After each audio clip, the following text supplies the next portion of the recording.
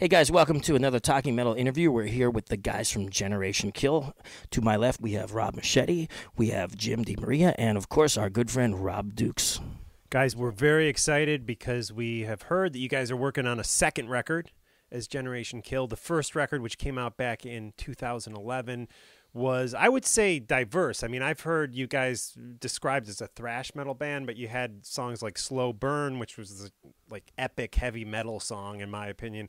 A Nine Inch Nails cover was on there. So it was, in my opinion, a diverse record. Can we expect more diversity on the next record, or will you head in one specific direction musically? It's going to be even weirder. You know, we didn't try to say let's stick with some formula or whatever. We just wrote songs that we liked playing, and it ended up being a very. It's kind of like a roller coaster ride, man. I mean, there's thrash, there's hardcore, there's punk rock, there's stoner rock, there's doom metal, there's acoustic shit. It's just a roller coaster ride of stuff, and we didn't say okay, let's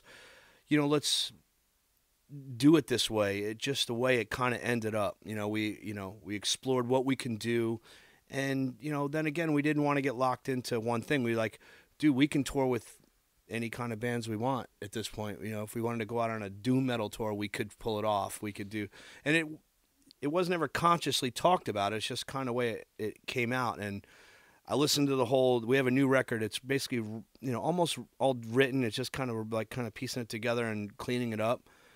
But the songs are so diverse. It's a roller coaster ride. It's really what's the word I'm looking for?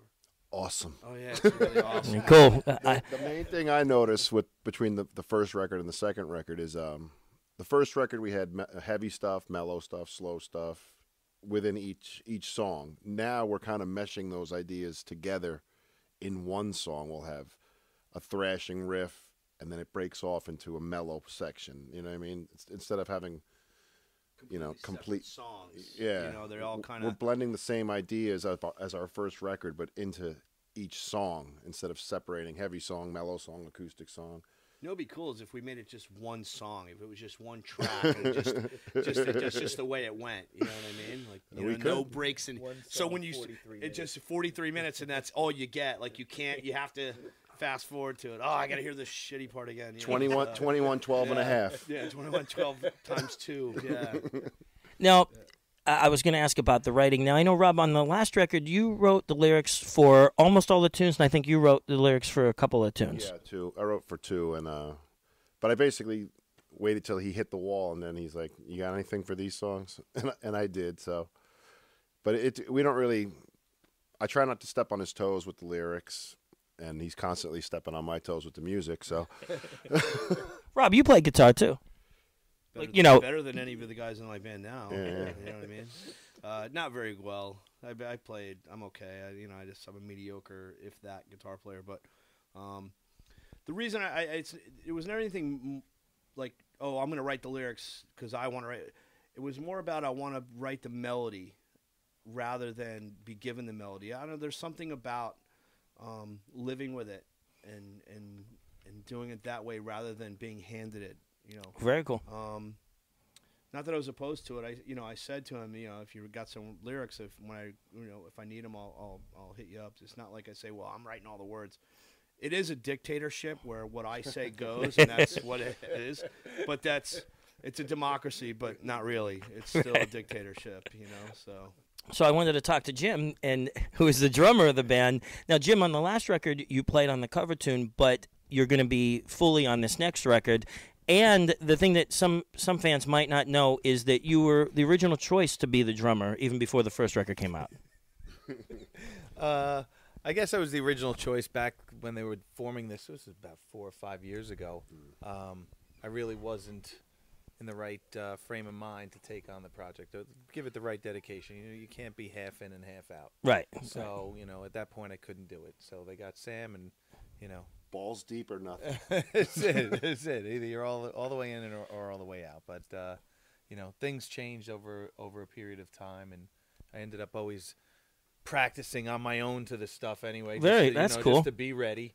And, when the opportunity arose, I went over to Europe with Dukes to watch Exodus open up for Slayer. I said, I'm going to make Moschetti sorry that he ever fucking passed over me. I man. never passed And over. you know, and I that never was passed really over. my inspiration for getting the job back in the band. But Now, we know Rob Dukes is in Exodus, of course, but Rob, can you talk a little bit about your history? You've played in some significant bands through the years. Yeah, in the early 90s, I was in MOD with Billy, and that was a really cool experience, you know, and got to tour Europe a bunch of times with him and did a couple of records. And then from there, I jumped out of that and from playing bass with Billy, I was playing guitar with Propane for their 3rd, 4th, and 5th record. Cool. And just did their 25-year anniversary record playing guitar with them. 20-year anniversary, actually. Oh, excellent. And, you know, it was cool. I got to – those bands were established already before I joined, so I kind of just went in and blended into their style. Yeah. This is completely, you know, a different situation. I have a lot more satisfaction with this, you know, hearing this stuff on the radio and playing it live and seeing the reaction. I'm getting a different feeling with it because this feels like it's more mine than those two bands were, you know? Sure. So this is definitely a special project to me. If you look back in the history and look at the early videos of Poison, he was in that too, but he had a wig and stuff. He had long hair. So you know, I was if just you, waiting. I was holding my breath. Where did Rob and Rob originally meet? Nyack, probably Spring Valley. This man, we've all been friends for like over 20 years. And like we all like, you know, went to different high schools, but like the music scene was in right, you know, we're right outside New York City, and you know, we're 15 miles from Manhattan, so we all live in this small county, so we all kind of knew each other. We were all in different bands, and we were all kind of, you know, knew each other through that. But this was like now that we were a little older, and I came home from tour, and I was like, yeah, you know, I got a couple months off. Let me get together and see if Jim wants to play. And it was kind of like an idea. I remember sitting on Jim's porch, and it was kind of like an idea that we had of let's get our high school friends together and our guys we knew that go play. And that was really how it started. More than less, just let's get out of the house, you know. And Now they regret inviting me to the project. absolutely, it's the worst thing I ever did. Yeah. I wish I just played bass myself. It would have been a lot easier, you know. Now, one of the things that I want the fans to know is, although you're in Exodus, this is not just like a side gig for you. This is like a real band. Absolutely. I mean, we, you know, I get, you know, it's not even like Exodus is, you know, fuck, it's a dream come true. You know, no matter what happens in my life, and if it all ended today, I did that, and you can't take that. You know, Right. that's that. But this is more personal because you know what, I have a lot more creative control. You know, Exodus was already established. I mean, the singer had quit and kind of left the band hanging with no singer. So I kind of filled in and took in and did. At first, you know, it was kind of like, you know, just do what this is. Just do this. And I did that. Okay, cool. And then I, you know, slowly as time has gone on, I've kind of, you know, you do 1,000 shows and all of a sudden you have your own way of doing it. You know, you Right. have my own personality there now. It's not like, you know, I think at first I was a little bit of Bailoff, I was a little bit of Zed, I was a little bit of myself, and then I think through the years and through the repetition, and I think through all the shows that I've done, I've really become myself, and you know, that's kind of cool. Those guys, that's what those guys tell me. You know, that's what Gary and Tom, the originators of thrash metal, have told me. You know, I'm paraphrasing, but you know, Right. So it's like, oh, okay, cool. So now to come home and you know, write a couple guitar riffs and show it to these guys, and then we're all in a room writing it all at the same time together. You know, it's like we all have our say and you know, I mean, even though it's a dictatorship and I say what goes, like, you know, it's also more or less of like this, like that riff moves me. Let's think, you know. But if it didn't work for everybody, they would be like, I'm not really feeling that, you know. But it just so happens that, you know, most of the time we're all on the same page. We've actually, just recently, we all fucking hated each other. We walked out of rehearsal, and I was like, you guys are a bunch of dicks. And I called everybody, hey, you're being a dick, and you're being a baby, and fuck. And we had this meltdown. And you know what, man? It all kind of worked out, came back. And now the record's done. Wow. I mean, we fucking walked in and just like bam, bam, bam, bam, and shit just kind of happened. You know, it was kind of like we had to have a fight to make shit progress. It was awesome. Well, it's cool that you guys can have an argument and then kind of make up. I mean, Trent Reznor once said you don't make any friends making a record. And is there truth to that, or? It's difficult, man. I mean, it's like being married to five. guys. You know, everyone's got their own. Like, you know what, man? The thing about this band and what's cool is that, you know, leave your ego at the door. It's about the song, and if it works for the song, then that's like I know what sounds good, and so do all you guys. So if it doesn't sound right, man, like really you can't hear that it doesn't sound right. That was where I think it sounds good. I'm like, you guys are fucking crazy. It sounds horrible, you know. And it wasn't even like that. It was just that it's not about how high I get to scream or how loud or whatever, or how the bass line is going or the guitar riffs or the drumming. It's about the song is the most important part, and everyone's ego can just take a back seat to that, because there'll be plenty of time to be fucking wanking off on stage and playing leads and doing all that later. It's just right now we need to focus on this. And everyone came back to the table in agreement that, okay, you're right. That's the way it goes. And it was kind of cool to have that meltdown. And like, we don't argue. We don't fight. And it was like, well, all of us thought the same way. I don't want to go there and feel like shit. I want to go there and walk out of there knowing I just hung out with my friends and had a good time. And I'm not dealing with bills and life and home and girls and, you know, kids and all the other shit that really comes with being a human being. This is just away from there. This is just about making music together. And, you know, that's what's cool about this room. And Exodus is the same way. It's the same way. We fight and do the same shit, you know, but it's like being married to 5 different people. Tell us about, you guys have another band member. Tell us about him. He's not here today. 2 other band members. 2 other band members. Jay Velez is awesome. Jay Trenzer is awesome. Completely different guitar playing styles, though. Yeah, which is they're really even cool. lefty and righty, which is cool. They couldn't be further apart from each other, but the way they blend together, the chemistry is really incredible, you know. Yeah, Velez is kind of like a ministry type guy. Like, he listens to a lot of industrial, a lot of weird kind of music, bands I've never heard of. I'm like, oh, cool, and you know. And Trenzer is fucking Eddie Money listening. You know, I mean, Kiss. He's like a Wow. jukebox, you know. Yeah, he knows he's every a cover jukebox. song. He just knows it all.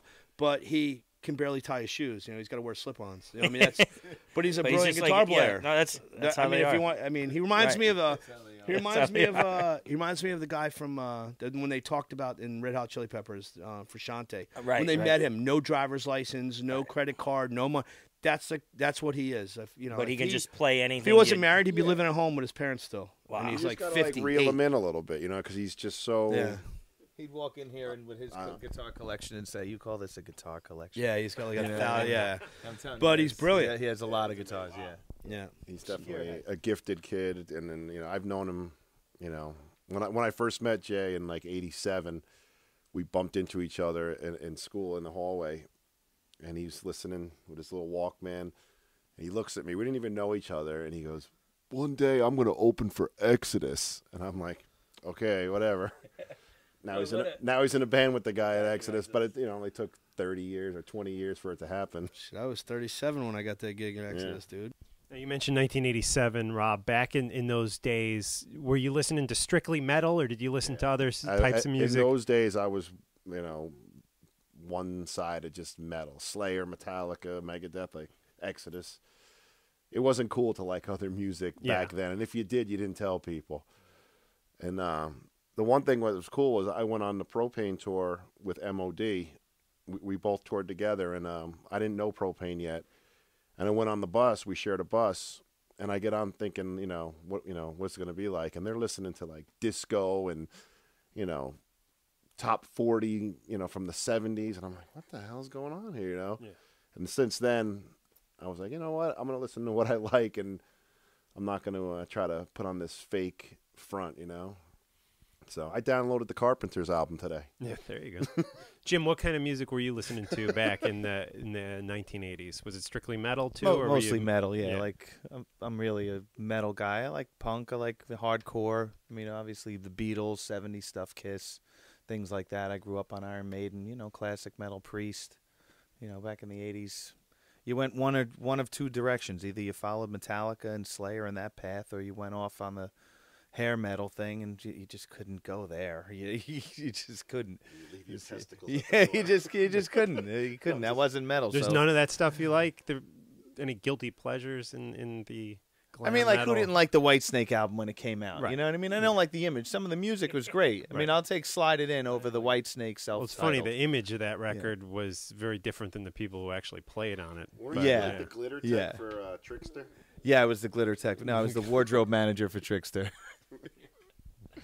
Now, Rob, you had a lot of punk and maybe hardcore influences back, in the day, right? No, hardcore came after. Oh, okay.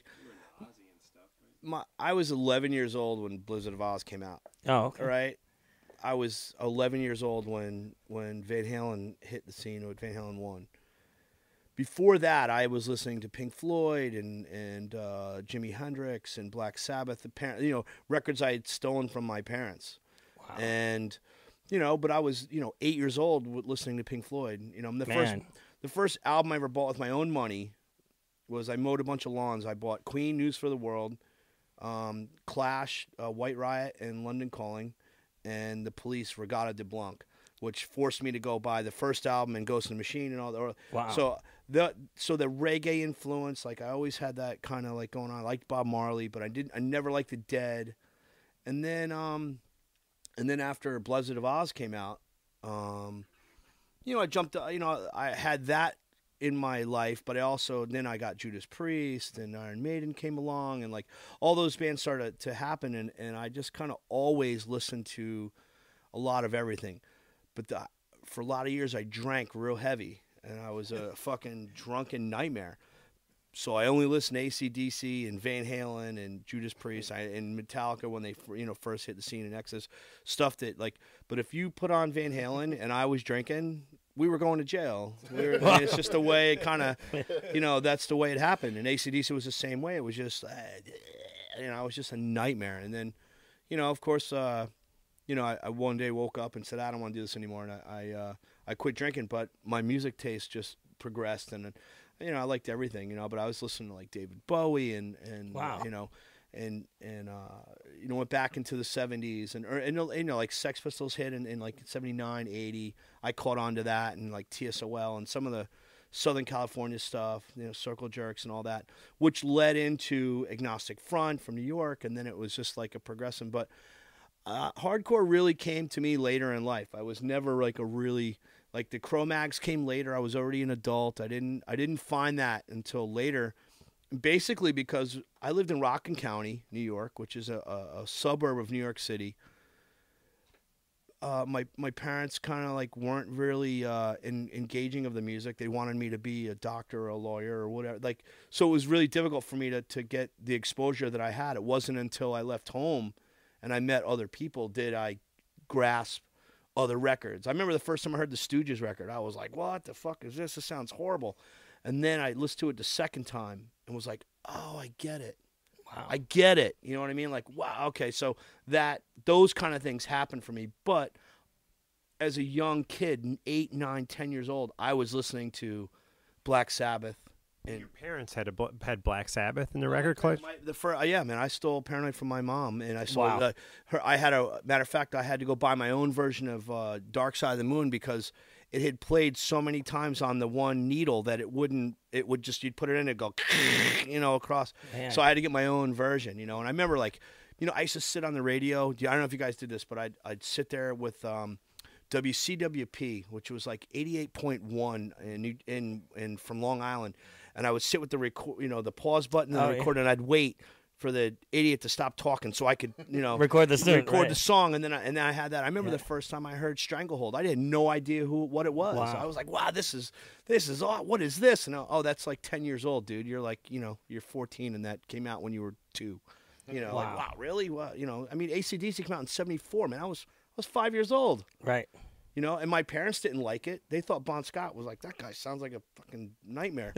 But when I heard it, oh, that's awesome, So, my musical tastes vary. I mean, and I'm even more open-minded now than I ever have been in my life. I mean, I listen to everything. And I mean, it really is broad. I mean, I didn't realize that, you were into bands like Pink Floyd, which is, like, that's hard to when I say hard to listen to, that's like complex music, and the fact that you started out with that is pretty amazing. I mean, out of all the bands in the world, I'm going to say Pink Floyd is probably my favorite. Wow. I mean, they just have, so much. It's weird, Pink Floyd, Rush, and also Metallica, Slayer, like those bands. Like there's something magnificent. But Pink Floyd has always been like I've listened to Animals at least 600 times. His influence of that stuff, though, allowed us to write A Dark Days for our own album. We were sitting at my house watching a Ranger game, and he said he wanted to write like a Fade to Black kind of song without the heavy part, just mellow, have the balls to stay mellow throughout the whole song. So we grabbed 2 12 strings off my wall, and what you're hearing is the day we wrote it. We tracked it in my house, so what's on the record was just a spontaneous little jam that he wrote a riff, I wrote a riff. We're like, all right, that's the song. And then he wrote lyrics to it, and that was it, But being into it's that, one of those times where you wish you had pre-production and did it and listened to it for a while, and then I wish I had done that better. Because I think had I given that to Trenzer or Velez and said, "Hey, make this better," I think they would have. I think I kind of shortchanged ourselves, but. It is what it is. I listened to it the other day. It came on the radio, and I was like, "Oh, that's actually not bad." Wow, fuck, okay, I cool. like it because it's spontaneous, and we didn't overthink it. Yeah. The reason he doesn't like it, or not doesn't like it, but I think I could do it better. That's kind of the reason why I do like it. Like he'll say, "You flubbed that little guitar thing," and I'm like, I didn't say that at all. I You're love making that up. I wish I'd sang it better. Guys, thanks so much for joining us. "Thank you." Thank you, guys. Very much, and we'll jam soon and have some fun. Yeah. Strange Ways. Yeah, Ace, what's that?